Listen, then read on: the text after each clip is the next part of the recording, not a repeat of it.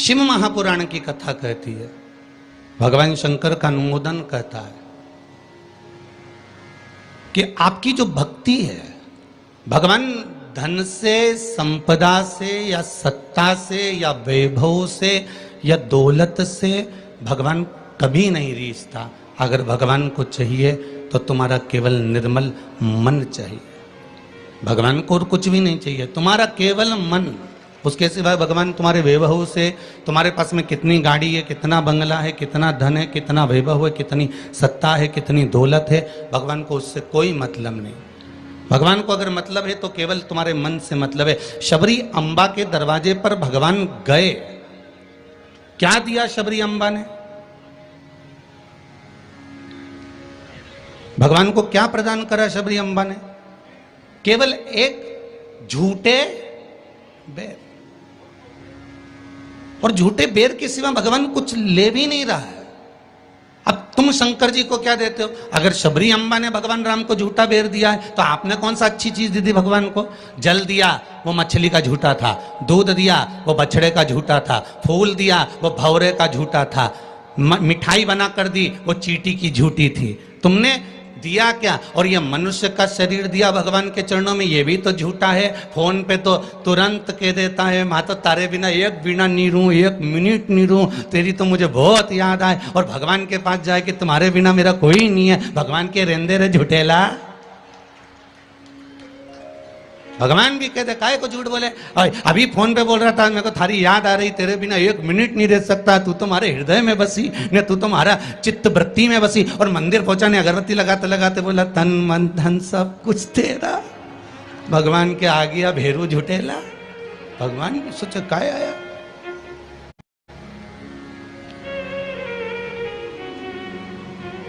अगर शबरी अम्बा ने झूठा बेर दिया है तो हमने कौन सी अच्छी चीज भगवान को दे दी है? हमने क्या भगवान को अच्छा दे दिया है?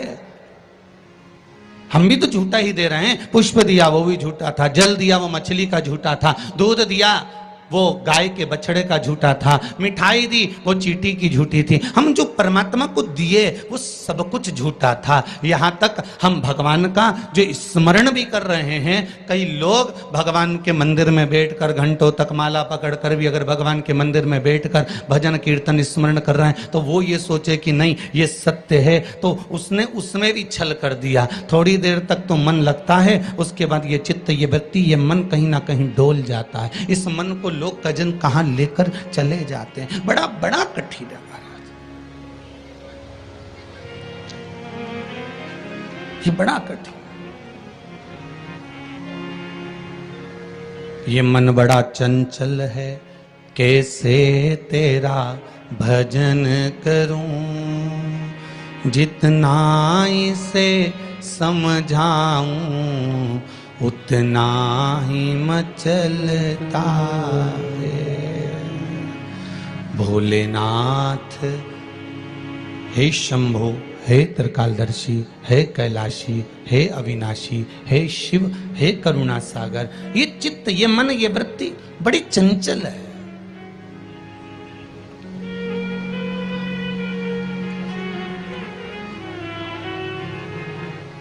अगर ये मन, ये चित्त, ये वृत्ति थोड़ी भी परमात्मा में लग गई तो जीवन की सार्थकता हो गई।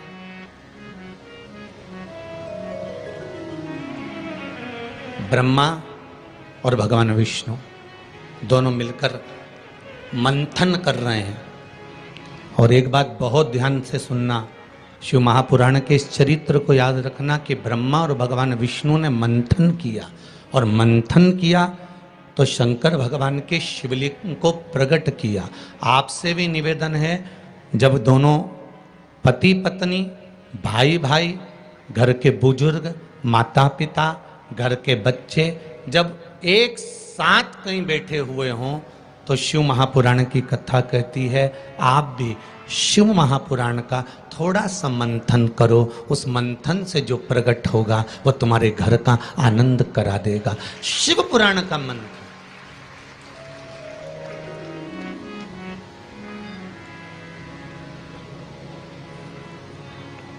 थोड़ी देर अपने माता पिता के पास में जाकर बैठा करो, थोड़ी देर जब घर से जाते हो तो अपने घर में जो मंदिर है, अपने घर में जो देवालय है, अपने घर में जो शिव जी हैं, अपने घर में जो राम जी हैं, अपने घर में जो ठाकुर जी हैं, अपने घर में जो कृष्ण हैं, अपने घर में जो देवता विराजमान हैं, आप उनके पास जाकर बैठकर फिर अपने गंतव्य की ओर अपने कार्य के लिए जाइए। और शाम को जब आओ तो पत्नी और बच्चों से, परिवार से बाद में मिलो।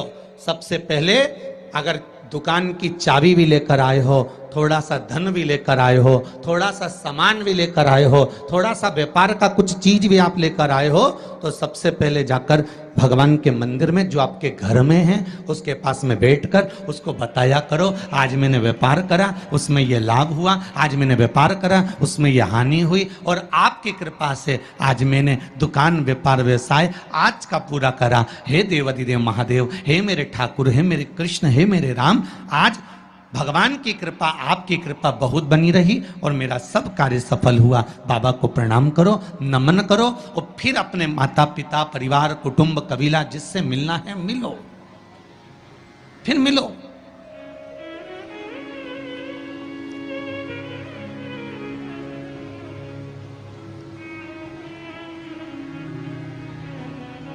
आज किसी ने एक प्रश्न किया था सुबह, गुरुदेव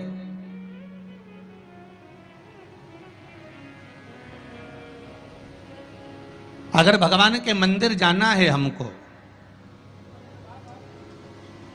और शरीर में अगर कष्ट है, शरीर में अगर रोग है, शरीर में अगर बीमारी है, शरीर में अगर दुख है, शरीर में अगर कष्ट है, तो क्या नहाना जरूरी है?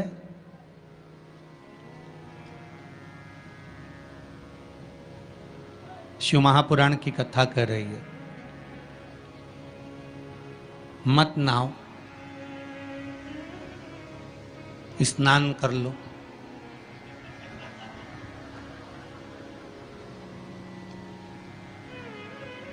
मत नहाओ, स्नान कर लो। नहाने में और स्नान में जमीन और आसमान का अंतर है। बाथरूम में गए, साबुन लगाया, शैम्पू लगाया और ये सब लगाने के बाद में तुमने जो तुम्हारे ऊपर पानी उंडेला, इसको नहाना कहते हैं। ठीक है? जो तुमने साबुन लगाया, शैम्पू लगाया, पानी डाला, उसको नहाना कहते हैं। और मंदिर में गए अर्थात आप बाथरूम में ना जाकर भी सवेरे से उठे और उसकी भक्ति में लीन होकर दिल से उसको याद कर कर और मान लो मुंह धोकर भी भगवान के दरवाजे तक पहुंच गए तो उसको स्नान कहा जाता है। कर लिया ना बहुत। नहीं है ना शरीर में बल? एक पत्र में लिखा है किसी ने,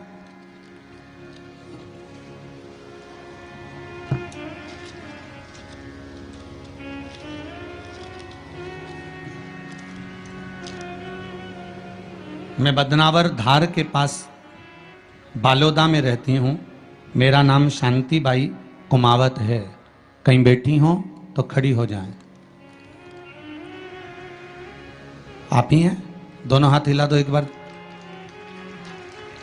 मेरा नाम शांति बाई कुमावत है। गुरुदेव, आज मैं अपने पैरों पर खड़ी हूं और घूम रही हूं, ये शिव की ही कृपा है, शंकर की कृपा है। मैं कैंसर से पीड़ित हूं, बहुत सारे अस्पतालों में मेरा इलाज हुआ है। ऐसा कोई हॉस्पिटल गुजरात का, राजस्थान का और महाराष्ट्र का नहीं जहां पर मेरा इलाज नहीं हुआ। रह रह कर कैंसर उपज रहा था, परेशान हो गई थी गुरुदेव। तब बाबा की कृपा से डॉक्टर ने कह दिया अब तुम्हारे शरीर में और ऑपरेशन का दम नहीं बचा, इसलिए अब तुम भगवान के ही सहारे जियो। और डॉक्टर ने अगले ऑपरेशन करने से मना कर दिया। मैं घर आ गई, शिव महापुराण की कथा सुनी और गुरुदेव अब मैंने भी विचार कर लिया कि ये शरीर मैंने शंकर को दे दिया। और गुरुदेव एक बेलपत्री शिव जी पे चढ़ी हुई अपनी पोती से, बेटों से बुलवाती और उस बेलपत्री को जल के साथ खाना चालू कर दिया, 2 कदम भी नहीं चल पाती थी क्योंकि कैंसर के ऑपरेशन इतने हुए थे। गुरुदेव, आज मैं इस पंडाल में बैठकर कथा सुन रही हूं, ये शिव की ही कृपा है, ये शंकर की करुणा। एक बात बहुत सुंदर आपने लिखा है शांतिबाई जी, माता जी, कि गुरुदेव जांच भी कराई, अब डॉक्टर बोल रहा है तुम तो ठीक होती चली जा रही हो, ऑपरेशन की भी जरूरत नहीं है। अब बाबा की यह कृपा हुई है, ये करुणा है। बैठो मां, बैठो। हर हर महादेव। ये शिव की कृपा है, ये शंकर की करुणा, ये शंकर की उदारता है, ये शंकर की दया है, ये शिव करुणा है। अकाल मृत्यु वो मरे जो काम करे, चंडाल का काल उसका क्या बिगाड़े, जो भक्त हो महाकाल का। शंकर की आराधना करने वाला, शिव का स्मरण करने वाला, शिव भक्ति में डूबने वाला, शंकर का अनुमोदन करने वाला कभी भी भटकता नहीं है। शिव उसको मार्ग तक पहुंचा ही देता है, पहुंचाएगा।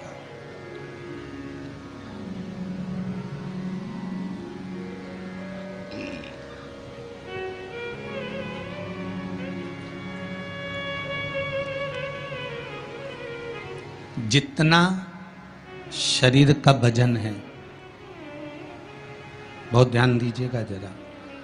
बैसाख शिवरात्रि शिव महापुराण की कथा मिली है आपको सुनने के लिए, और बैसाख शिवरात्रि शिव महापुराण की कथा यदि आप लोग श्रवण कर रहे हैं, चाहे आस्था चैनल के माध्यम से सुन रहे हो, चाहे फेसबुक यूट्यूब के माध्यम से सुन रहे हो, चाहे इस पावन पंडाल में बैठकर सुन रहे हो, अगर श्रवण कर रहे हो तो ध्यान रखना, जितना शरीर का वजन है,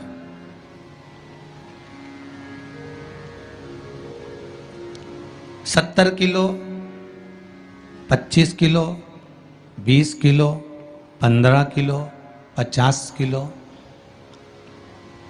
उतना ही किलो के हिसाब से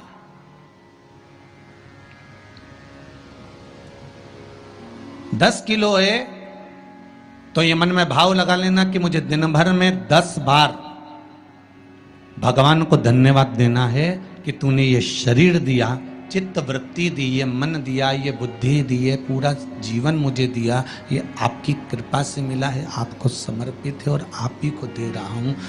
10 किलो के हो तो 10 बार आप भगवान को धन्यवाद दीजिए, 20 किलो के हो तो 20 बार धन्यवाद दीजिए, 80 किलो के हो तो 80 बार धन्यवाद दीजिए, 90 किलो के हो तो 90 बार धन्यवाद दीजिए कि ये आपकी कृपा से मुझे प्राप्त हुआ है, कोई दूसरा देने वाला नहीं है मुझको, केवल आप दे रहे हो, उसके सिवाय कुछ नहीं मिला।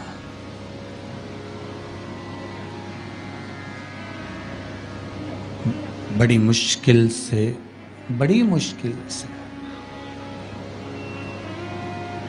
उसने कृपा कर कर यहां भेजा है अपने को, बड़ी मुश्किल से भेजा। शंभो शरणे पड़ी, मांगू घड़ी रे घड़ी, दुख काटो दया करी ने दर्शन। भगवान से प्रार्थना करते रहो, निवेदन करते रहो, उसके चरणों में जाकर धूप लगाते रहो, उसको नमन करते रहो, उससे विनती बार बार करते रहो कि तेरे बल पर जी रहा हूँ, तेरी कृपा से जी रहा हूँ, तेरी करुणा से जी रहा हूँ, उसके सिवाय कुछ भी नहीं है महाराज। भगवान विष्णु और भगवान ब्रह्मा ने मंथन किया और भगवान विष्णु और भगवान ब्रह्मा जब मंथन करे तो उस मंथन में शिवलिंग प्रकट हुआ।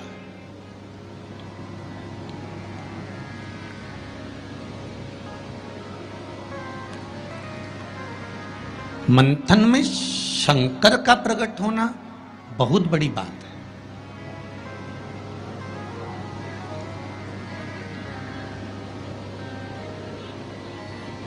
जैसे बात बात में शिव जी का नाम, शंकर का यश, शंकर भगवान का गुणगान, शंकर भगवान की भक्ति की बात आपके मुख पर अगर बार बार आ रही है ना, आप बार बार कह रहे हैं कि बड़ी कृपा करी साहब, मैंने तो पशुपति व्रत करा था और भगवान ने मेरा ऐसा कर दिया, मैंने भगवान को मूंग चढ़ाया था और भगवान ने ऐसा कर दिया, मैंने चावल चढ़ाया था भगवान को और भगवान ने ये कर दिया, मैंने भगवान को बेलपत्र चढ़ाया था, भगवान ने मेरा ये काम कर दिया, भगवान को मैंने धतूरा चढ़ाया था, भगवान ने मेरा ये काम कर दिया। आप बार बार शिव जी का यशगान गाते हो ना, यश गुण गाते हो, तो उसमें भी एक सुख का अनुभव होता है।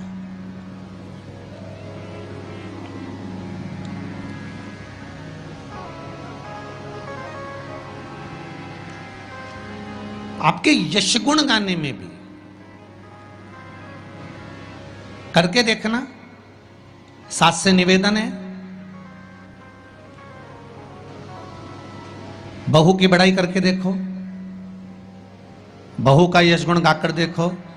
कितनी भी बुरी बहू हो, कितना भी अपशब्द कहती हो, कितना भी ताना देती हो, कितनी भी गाली देती हो, कितना भी आड़ा टेढ़ा बोलती हो, भले तुम्हें संभालती हो ना संभालती हो, तुम्हारा सम्मान करती हो ना करती हो, तुम्हारा आदर करती हो ना करती हो, उसके बाद भी तुम 4 लोगों से अपनी बहू की बड़ाई कर कर देखना। खूब बड़ाई करना उसकी, खूब यश गुण गाना उसका।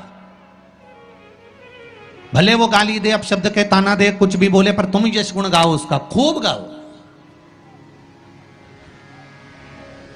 और खूब दिल से यश गुण गाओ उसका। 1 महीना इंतजार करना यश गुण गाते गाते।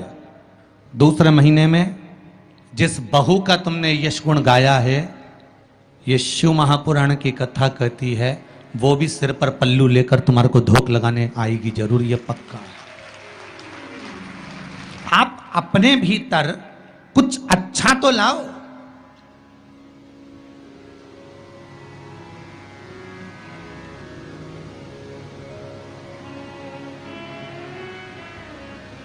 कुछ अच्छा ढूंढने का प्रयास तो करो।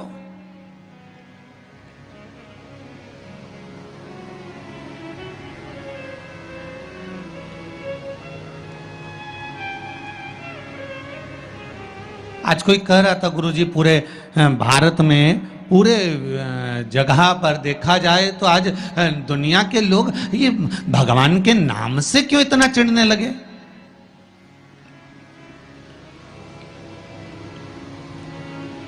भगवान के नाम से, राम नाम से, शिव नाम से, कृष्ण नाम से, ये दूसरे लोग आखिर चिढ़ते क्यों? तो हमने कहा सीधी सीधी बात है कि रामचरितमानस में भी वर्णन आया कि जब जब रामचरितमानस में जब जब राम जी की सेना के लोग जय जय श्री राम चिल्लाते थे, तब तब जितने राक्षस थे वो सब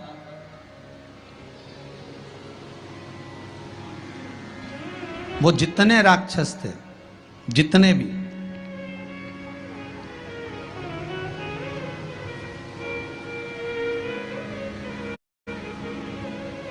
राम सेना के दल के लोग जब जब श्री राम चिल्लाते थे, जितने भी राक्षस थे वो सब भिनक जाते थे, सब भिनकते थे, सब गुस्सा करते थे, सब क्रोध करते थे। जब उस समय पर भगवान के नाम से राक्षस भिनक जाते थे, तो आज के समय के राक्षस भी तो जय जय श्री राम करने पे भिनकेंगे कि नहीं भिनकेंगे?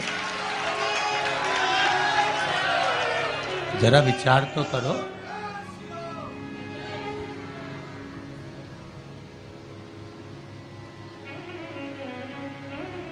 जब उस समय पर राम दल की सेना चलती थी और हनुमान जी ने धमक के, अंगद ने कूद कर रावण के सामने कह दिया था जय जय श्री राम, तो सारे राक्षस भिनक गए, सब वो क्रोध आ गया, सबको गुस्सा। तो जब त्रेता में ये हाल था राक्षसों का राम नाम से, तो फिर तो ये तो कलयुग है।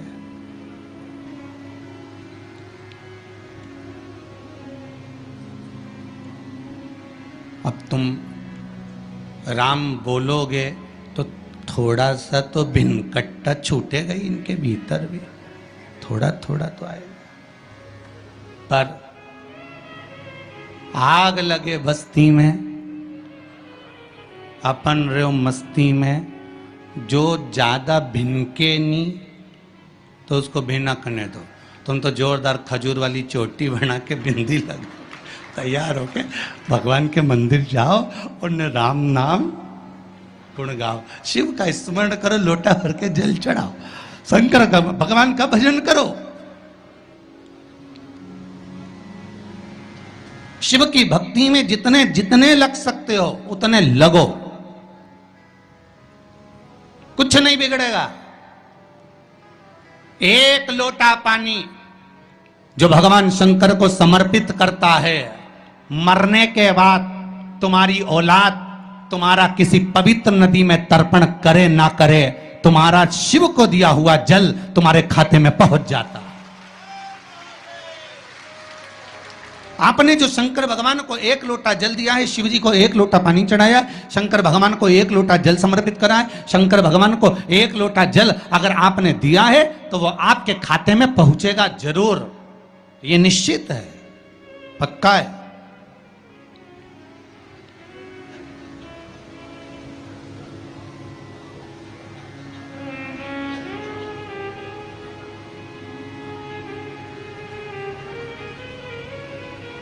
और शिव भक्ति के अनुसार, शंकर भगवान के अनुमोदन के अनुसार,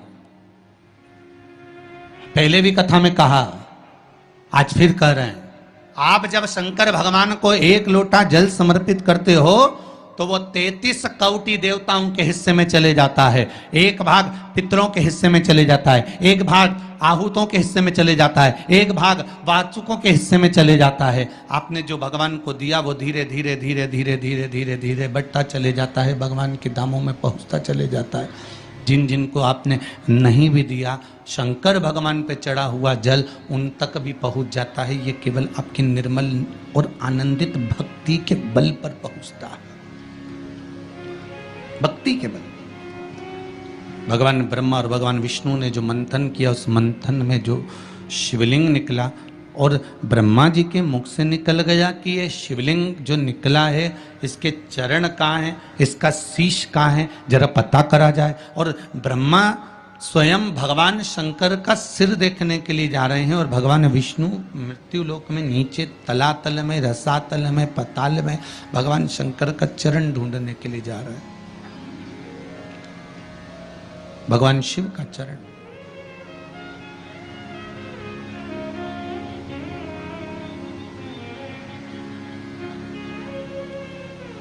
गए दोनों, वो ऊपर गए, ये नीचे गए देखने के लिए।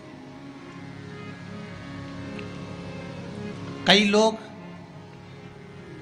शिव महापुराण की कथा, स्मरण, भजन, कीर्तन सुनने के लिए नहीं जाते हैं। मंदिर में कई लोग भगवान शंकर पर जल चढ़ाने नहीं जाते हैं। कई लोग ये देखने के लिए जाते हैं कि कौन आया कौन नहीं आया, किसने सुना और किसने ना सुना,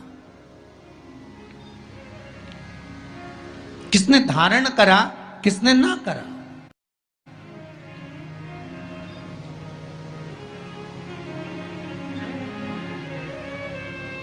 अब ब्रह्मदेव ऊपर गए, इतने ऊपर पहुंच गए, इतने ऊपर पहुंच गए, इतने ऊपर पहुंच गए कि उनके भीतर अभिमत्ता, अहंकार थोड़ा थोड़ा समाहित होने लगा, और उन्होंने केतकी के पुष्प को तोड़ लिया और केतकी के पुष्प से कहा कि तुम नीचे चलो मेरे साथ में, भगवान विष्णु के सामने चलकर कह देना कि मुझे भगवान शंकर का शीश मिल गया है। केतकी के फूल ने कहा कि यदि मैं झूठ बोलूंगा तो वो श्रेष्ठता कैसे रहेगी?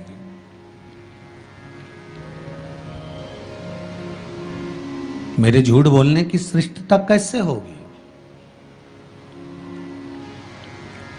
कौन मानेगा मेरी बात को? सामने से गौ माता निकल कर जा रही थी, गाय से कह दिया तुम चलकर कह दो कि तुम चलकर कहो कि भगवान ब्रह्मदेव को भगवान शिव का शीश मिल गया। गाय कहती है मैं क्यों झूठ बोलूं? उसको भी थोड़ा सा लोभ दिया गया और केतकी के पुष्प को भी थोड़ा सा लोभ दिया गया। दोनों को थोड़ा थोड़ा लोभ प्रदान करा। और शिव पुराण कथा कहती है कि जब व्यक्ति के जीवन में थोड़ा सा लोभ उपज जाता है, थोड़ा सा लालच आ जाता है, तो फिर जीवन का किया हुआ सारा कर्म उसका बेकार हो जाता है। और वही हुआ है। केतकी के पुष्प के मन में ये लोभ जाग गया कि मैं ब्रह्मा जी के द्वारा सिंचित हो जाऊंगा, आनंदित हो जाऊंगा। और गाय के मन में ये लोभ जाग गया कि ब्रह्मा जी कह रहे हैं कि सबसे पहली रोटी आपको प्रदान कर दूंगा, तो ये लोभ ही तो जागा। कोई भी चीज करो,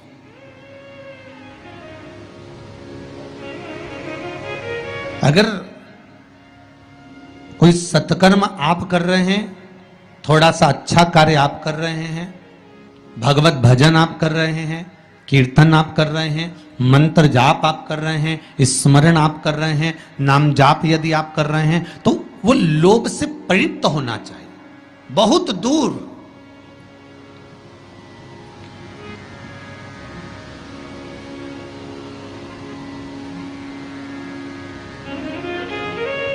आपके भीतर वो उपजे ना।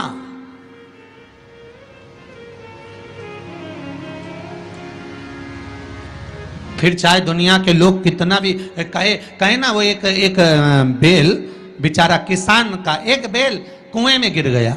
अब कुएं में गिर गया तो किसान का बेल जब कुएं में गिरा तो ये देखा कि कुएं में से बेल को निकालना है। खूब मेहनत करी किसान ने बेल को निकालने की, पर वो बेल निकल नहीं रहा था। बहुत बहुत बहुत बहुत मेहनत करने के बाद भी वो बेल नहीं निकला। बहुत अथक प्रयास करा गया पर बेल नहीं निकला। तब किसान ने फिर कहीं मशीन वाले से कहा होगा कि इस बेल को निकालना है। मशीन वाले ने कहा 25,000 रुपये लग जाएंगे, 20,000 रुपये लग जाएंगे। तो उसने सोचा 20,000 25,000 लग जाएगा तो इससे अच्छा है कि इसको पड़े ही रहने दो। बेल किसी काम का तो था नहीं, बूढ़ा हो गया था। अगर बेल बूढ़ा हो गया है तो इसी कुएं में पड़े रहने दो, मर जाएगा। इसी कुआं भी सूख गया है, इसमें कोई दिक्कत वाली बात नहीं, अपन कचरा पटकते जाएंगे, बेल को वहीं की वहीं दबा देंगे। गाँव के लोगों से कह दिया मेरा बेल कुएं में गिर गया है और ये बूढ़ा हो गया था। एक काम करो, तुम्हारे गांव का जितना भी कचरा है ना, घर वाले वो सब लाकर इसमें डालते हैं ना, बेल मर जाएगा, धीरे धीरे उस पे मिट्टी डल जाएगी। गांव के लोगों ने कचरा लाकर डालना चालू करा। जैसे जैसे बेल के पास में कचरा पटकना प्रारंभ करा, बेल भी समझदार था। इधर कचरा पटकते तो इधर पांव रखकर खड़ा हो जाता, इधर पटकते तो इधर पांव रखकर खड़ा हो जाता। धीरे धीरे पूरा कुआं भराते चले गया और बेर कचरे पर पांव रखते रखते रखते रखते रखते रखते बाहर।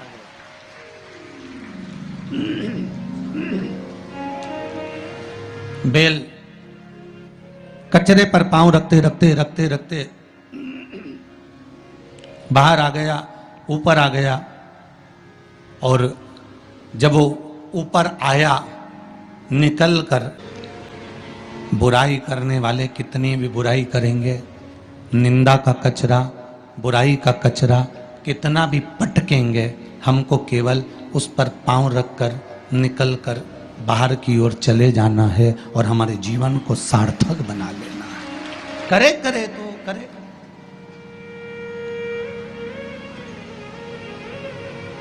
अब शब्द कहने वाला कहता रहे, ताने देने वाला देता रहे, गाली देने वाला देता रहे। अपनी शिव भक्ति, अपना स्मरण, शंकर का अनुमोदन होता रहे, बस इसका ध्यान रखना। बैसाख के महीने में 9वीं तिथि को माता जानकी का प्रागट्य हुआ है। पृथ्वी से।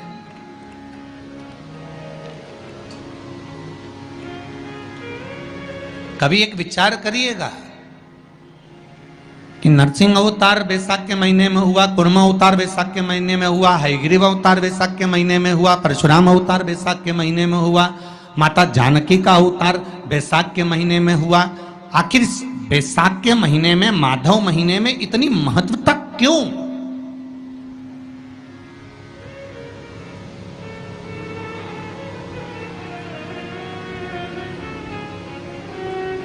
बैसाख के महीने में पड़ने वाली एकादशी, चतुर्थी, प्रदोष,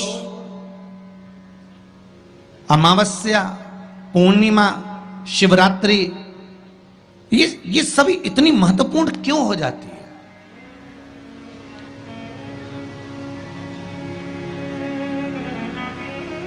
इसकी महत्वता इतनी प्रबल क्यों हो जाती है? किस लिए? क्योंकि बैसाख का जो महीना पड़ता है, सूर्य की संपूर्ण तपन, सूर्य देव अपने पूर्ण तेज के साथ में, पूर्ण तेज के साथ में मृत्यु लोक के निवासियों पर, चाहे जलचर हो, थलचर हो, वायुचर हो, चाहे जो जीव हैं, उस पर जब किरण फेंकते हैं तो संसार का जो मनुष्य है उस पर जब ताप पड़ता है तो ताप पड़ने के कारण उसके मुख से भगवान का नाम निकल ही जाता है, स्मरण नाम निकल ही जाता है। जब उसके मुख से भगवान का नाम निकलता है तो वो भगवान की शरणागति खुद ग्रहण कर लेता है स्वयं।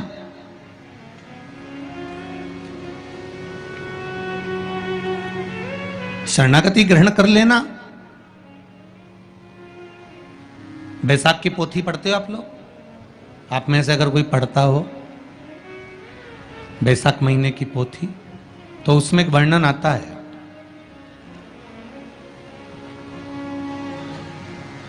गीता प्रेस गोरखपुर के कल्याण अंक में भी आप ये पावन बैसाख चरित्र श्रवण कर सकते हैं। उसमें बैसाख महीने की पोथी में 10वें दिवस की कथा में 10वें अध्याय में एक व्याध और शंख मुनि का चरित्र आता है।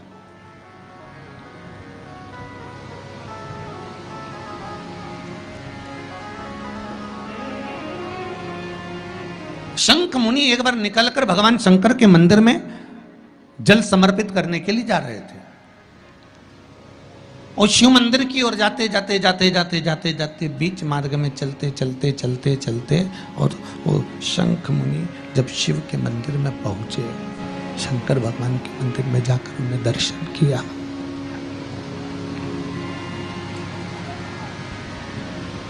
जल का पात्र उठाया और वो जल का पात्र उठाकर जब भगवान शिव को समर्पित कर रहे थे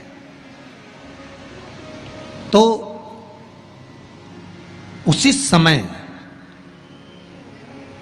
जल का पात्र उठाकर जब शंकर भगवान को समर्पित करा गया और शंख मुनि निकलकर जब बाहर आ रहे थे, आते आते शंख मुनि के मन में एक भाव उत्पन्न हो गया कि जब हम भगवान शिव को कुछ वस्तु समर्पित करते हैं तो उसका फल, उसका पुण्य फल हमें कितने समय में प्राप्त होता है। ये शंख मुनि के मन में एक विचार जागृत हो गया, शंख मुनि के मन में एक भाव जागृत हो गया।